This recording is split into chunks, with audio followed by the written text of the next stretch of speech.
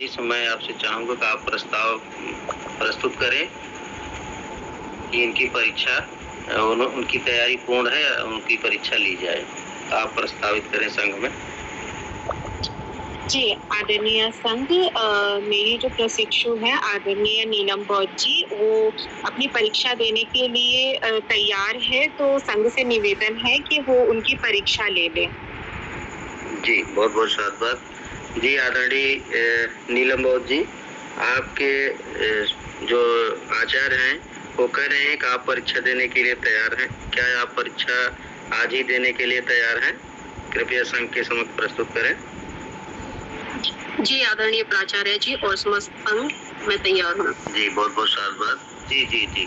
तो मैं प्रथम आचार्य के रूप में मैं जो है प्रस्तावित करता हूँ आदरणीय आचार्य अरुण जी, आप को प्रस्ताव स्वीकार है?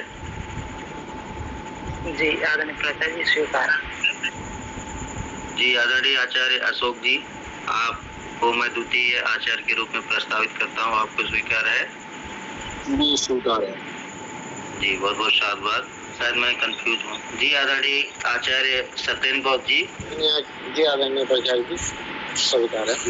आदरणीय आचार्य मुकेश जी हैं। 4 जो है आचार्य और एक आदरणीय आचार्य तिनका जी, 5 लोगों का बोर्ड गठित किया है। जी, आदरणीय आचार्य तिनका जी, जो मैंने बोर्ड गठित किया है, आपको कोई आपत्ति तो नहीं? जी नहीं, प्राचार्य जी, मुझे कोई आपत्ति नहीं। जी, आपकी आवाज माइक खोलें, माइक आपकी बंद है। जी, मैं पूरी की पूरी टेबल आपको दिखा देती हूँ। ये देखिए, मेरे आसपास कोई भी किसी भी तरह की सामग्री नहीं है, पीछे वॉल है और ये लैपटॉप है ना? जी, बहुत-बहुत नहीं, लैपटॉप बंद है। आचार्य जी, प्राचार्य जी, बंद है, देखिए। जी, बहुत-बहुत मैं आपको कीपैड पे भी हाथ मार के दिखा सकती हूँ, देखिए। जी, आदरणीय आचार्य अरुण जी, आप अपना पहला प्रश्न रखें। मेरा पहला प्रश्न है आपसे, जो दंपति पद है, जो तीसरा और चौथे जो बात है, वो आप सुनाएं। जी, आदरणीय जी। अकोची मंग, अवधि मंग, अजीनी मंग, अहासी में ये च तंग उपनहंती बेरंग तेसों सम्मति। उसने मुझे डांटा, उसने मुझे मारा, उसने मुझे जीत लिया, उसने मेरा सब कुछ लूट लिया। जो इस तरह के विचार अपने मन में बनाए रखते हैं, उनका बैर कभी भी शांत नहीं होता। अकोची मंग, अवधि मंग, अजीनी मंग, अहासी में ये च तंग न उपनहंती बेरंग तेसु असम्मति। उसने मुझे डांटा, उसने मुझे मारा, उसने मुझे जीत लिया, उसने मेरा सब कुछ लूट लिया। जो इस तरह की बातें अपने मन में नहीं बनाए रखते, उनका वैर शांत हो जाता है। दूसरा प्रश्न भी आप रख लें। आदरणीय जी, मेरा दूसरा प्रश्न है, आप धम्मपदम गाथा का वाचन करें और आप भी समझाएं। सब पापस्य अकरणं कुशलस्य उपसंपदा सचित्त पर्योदपनं एतं बुद्धानुशासनं।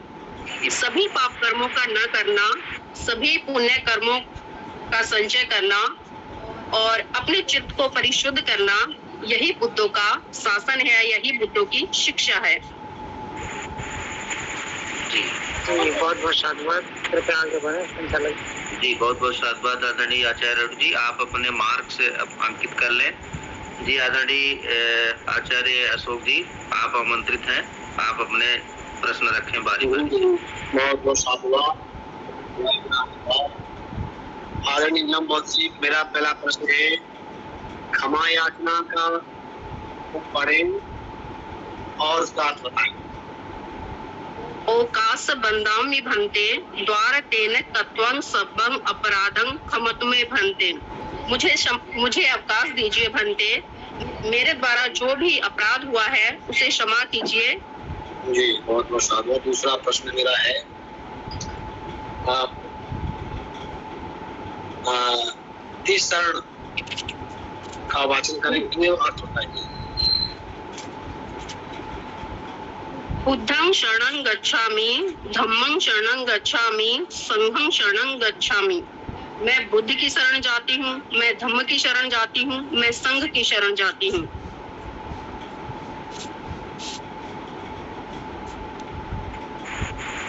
जी आदरणीय आचार्य अशोक जी।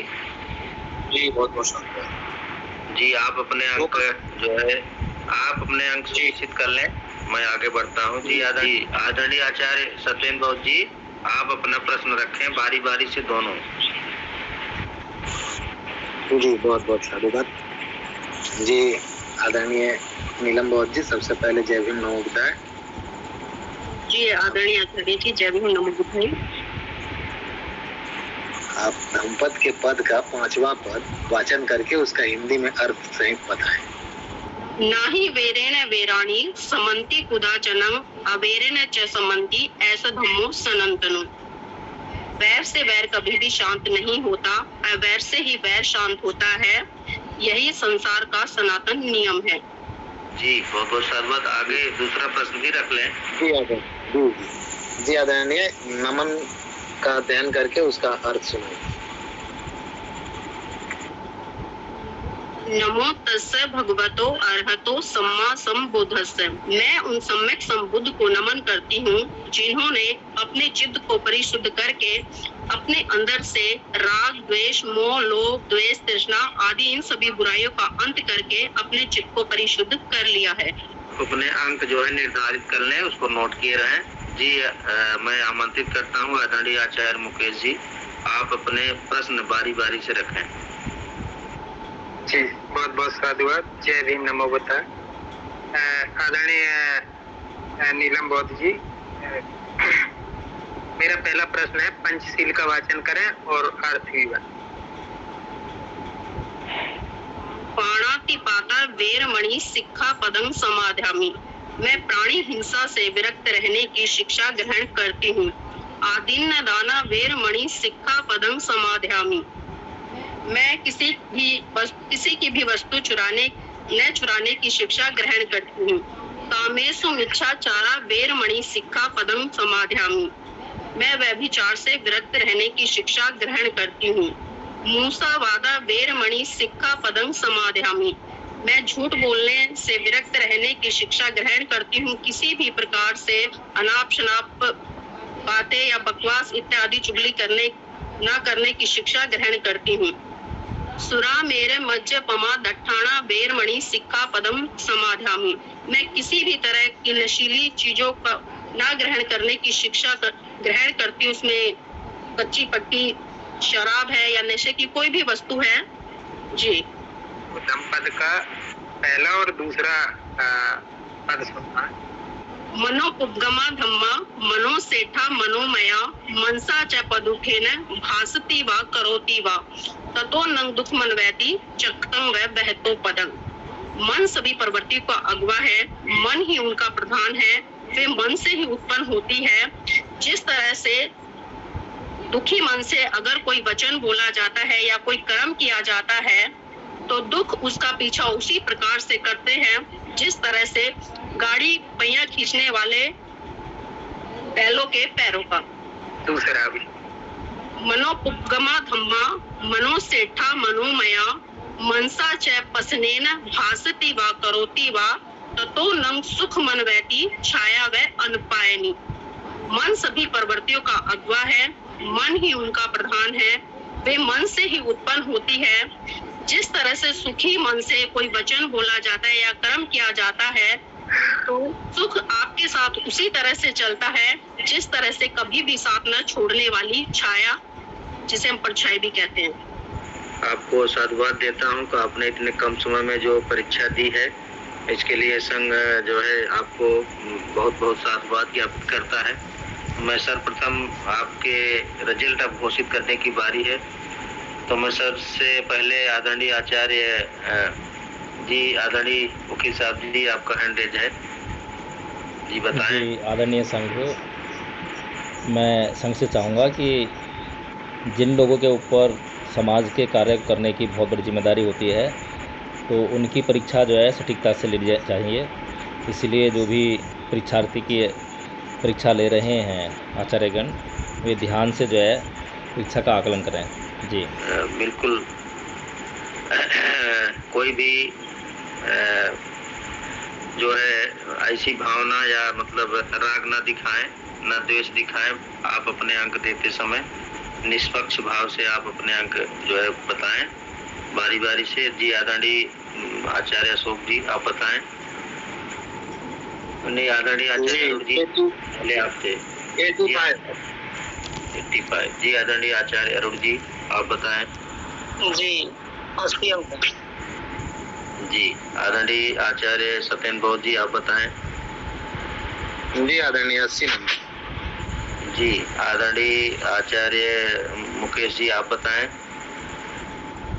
जी प्राचार्य जी मेरे 80 अंक हैं।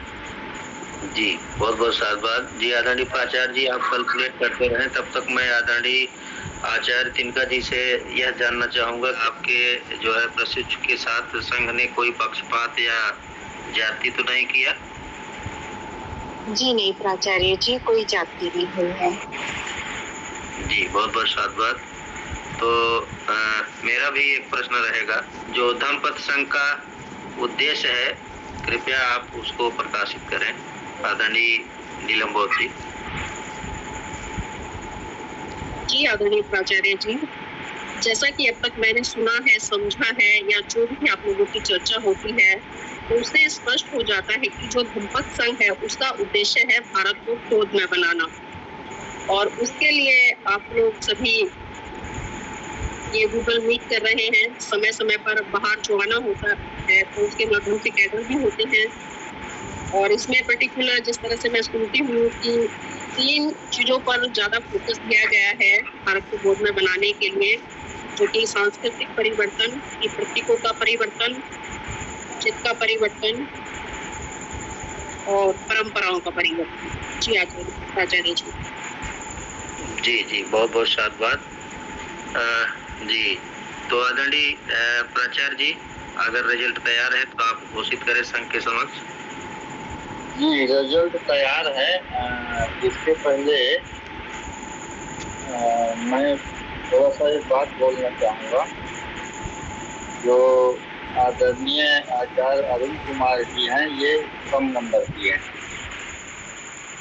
आदरणीय अशोक कुमार जी ज़्यादा नंबर दिए हैं, 5 नंबर। आदरणीय सत्येंद्र बौद्ध जी एकदम फिफ्थ नंबर दिए हैं। आदरणीय मुकेश कुमार जी एकदम करेक्ट नंबर दिए हैं। जी खैर कोई बात नहीं, अब तो दिया जा चुका है, रेफरी का फैसला असली फैसला होता है। तो ये सब मिला करके 325 अंक प्राप्त किया गया है। तो मैं संघ के सामने ये रखता हूँ कि आदरणीय नीलम बौद्ध जी का जो परीक्षा हुआ उसमें उन्होंने 325 अंक प्राप्त किए हैं। जी बहुत बहुत साधुवाद। परीक्षा पास हैं बहुत अच्छे अंक से। जी तो आदरणीय बहुत बहुत साधुवाद। तो मैं सबको सामूहिक रूप से साधुवाद कहें। आज प्राय लोग 6 बजे से ही जुड़े हैं आदरणीय आचार्य विश्वनाथ जी, इसलिए तो सबका ध्यान रखते हुए मैं अनुरोध करता हूं कि आप इनको कल के लिए तैयार करें। जी प्राचार्य जी, वो तो मैं भी चाह रहा, मेरी भी नींद आंखें ना सोच ले मुझे ही रहेगी, ना सोच रहे कल लेते हैं। जी आप कल विचार बनाइए, कोई दिक्कत नहीं।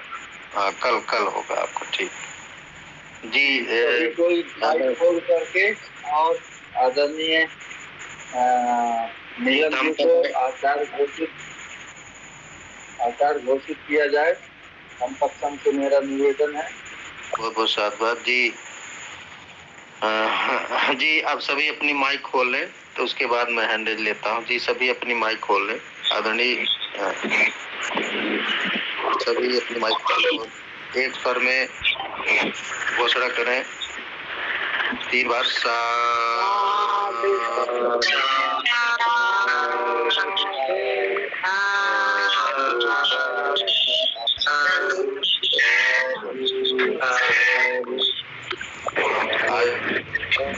किस नंबर नंबर पर आचार्य मिले हैं आदरणीय आचार्य मुकेश जी। 62 नंबर। बहुत बहुत साधुवाद। आज 62 आचार्य दंपति संघ में मोबाइल नंबर बताया जाए। आप उनके आचार्य से आप ले लेंगे। इनका जी आप अपने दस्तूर का मोबाइल नंबर बताएं। तो जी जो मैं आदरणीय आचार्य जी आपको मैं रोकता हूँ 1 मिनट के लिए। तो आज आदरणीय नीलम बहुत जी आचार्य हुई हैं, तो मैं संघ के प्रति जो है उनका भाव विचार जानना चाहूँगा कि आप आज आचार्य हुई हैं 62 नंबर पर। इसको आप नोट कर लें। संघ को आप मजबूत करेंगे। आप ही मौका मिलने पर अपने प्रशिक्षुओं को प्रशिक्षित करके आचार्य तैयार करेंगे। आप अपने विचार कम शब्दों में जल्दी से रख सकते हैं। जी आदरणीय आचार्य नीलम जी।